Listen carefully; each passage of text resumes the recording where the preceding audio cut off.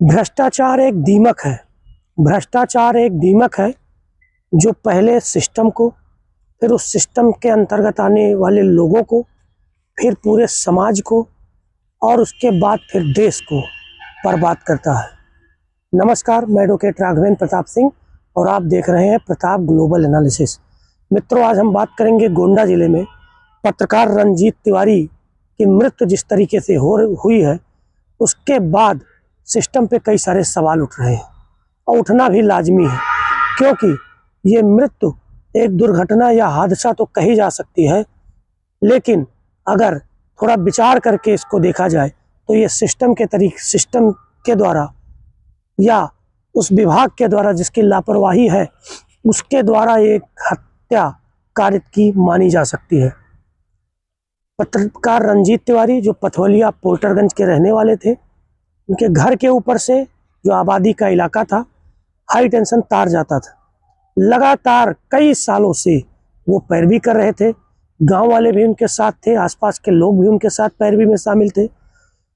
तमाम ऐसे प्रार्थना पत्र, तमाम ऐसी शिकायतें, तमाम ऐसे निवेदन जो उन्होंने बिजली विभाग से किया था उस हाई टेंशन तार को आबादी से अलग हटाने के लिए, लेकिन वो सब धता साबित हुई और आखिरकार रणजीत तिवारी जो लगातार लोगों को उस तार से होने वाले नुकसान के बारे में बता रहे थे, लोगों को जागरूक कर रहे थे, प्रयास कर रहे थे कि वो तार हट जाए, आज सुबह 9 बजे वही तार गिरने से उनकी मृत्यु हो गई।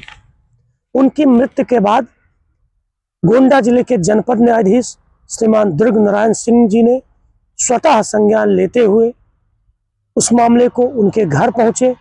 जब जनपद न्यायाधीश घर पहुंचे, उसके बाद प्रशासनिक अमलों में हड़कंप मच गया। फिर जिलाधिकारी महोदय गोंडा, पुलिस अधीक्षक महोदय गोंडा और सभी बड़े अधिकारी उनके घर पहुंचे, उनके परिवार को सांत्वना दी। उनका परिवार और पूरा क्षेत्र रोष में था कि लगातार की गई शिकायतों के बावजूद, मामले को संज्ञान लाने के बावजूद बिजली विभाग ने ऐसी कार्रवाई क्यों नहीं की, ऐसा काम क्यों नहीं किया जिससे इस अनहोनी से बचा जा सकता था। वैसे आप सभी जानते हैं कि अगर भ्रष्टाचार की लिस्ट में देखा जाए तो बिजली विभाग सबसे नामी विभाग है भ्रष्टाचार के मामले में, या आप कहें तो नंबर 1 के भी आसपास ये विभाग है। जब रोष बढ़ा, सारे अधिकारी आए, तो फिर इस मामले में मुकदमा भी लिखा गया।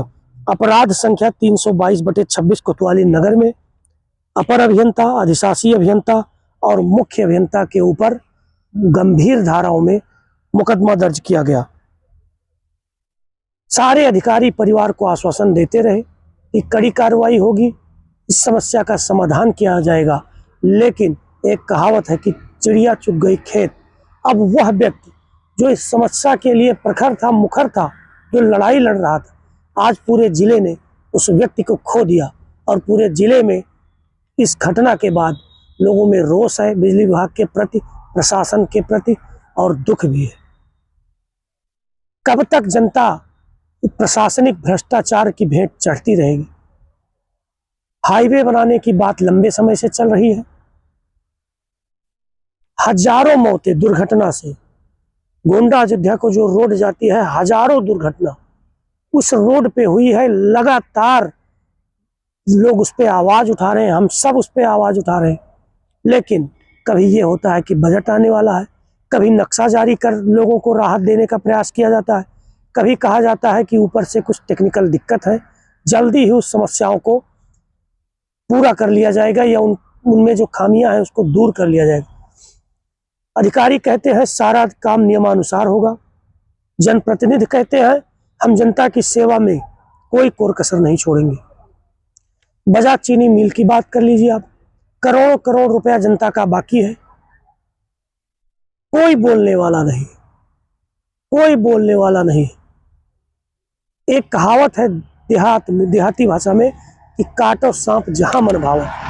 किसी के ऊपर हाई टेंशन तार गिर जाए, कोई, किसी का बेटा, किसी का पति, किसी का घर का मुखिया किसी दुर्घटना में घायल हो जाए, उसकी मृत्यु हो जाए, कोई बोलने वाला नहीं। अधिकारी कहेंगे सारी कार्रवाई नियमानुसार होगी, जनप्रतिनिधि कहेंगे हम जनता के लिए दिन रात मेहनत कर रहे हैं, हमने लखनऊ बात किया, हमने दिल्ली बात किया, ये सारी समस्याएं जल्दी खत्म हो जाएंगी। लेकिन ये समस्याएं खत्म नहीं होती हैं, बल्कि सामान्य आदमी अपना परिवार खो देता है और जिसकी भरपाई कभी नहीं होती है। प्रशासनिक विभागों में जिस तरीके से भ्रष्टाचार हावी है या भ्रष्टाचार का दीमक लगा हुआ है और अंदर ही अंदर खोखला कर रहा है सिस्टम को, ये जनता, ये समाज और ये देश कहाँ जाएगा। कोई ऐसी नामी कार्रवाई किसी अधिकारी के खिलाफ नहीं होती, किसी विभाग के उस व्यक्ति के खिलाफ नहीं होती जो जिम्मेदार है। ना हमने आसपास के सालों में ऐसी कोई कार्रवाई बड़े अधिकारियों के द्वारा देखी है। ये बहुत ही दुखद घटना है हमारे जिले के लिए। हम सब इस घटना पे संवेदना व्यक्त करते हैं और भगवान से प्रार्थना करते हैं कि पीड़ित परिवार को दुख सहने की शक्ति दें। लेकिन एक सवाल भी जनता के मन में है कि इस तरीके की हरकत जिला का चाहे प्रशासन हो चाहे उसके विभाग हो, कब तक ये करते रहेंगे और कब तक ऐसे अमूल्य लोग जिनकी ज़रूरत थी हमारे समाज में, जो जागरूक लोग थे, जो समाज के अगुआ थे, समस्याओं से लड़ने वाले थे, उनको हम खोते रहेंगे। ये बहुत दुख, चिंता और उसके साथ रोष का विषय है। आप सबकी राय क्या है, आप सबके जवाब क्या है, आप लोग मुखर होके जरूर रखिए। मिलते हैं फिर किसी नई जानकारी के साथ। आप सबका धन्यवाद।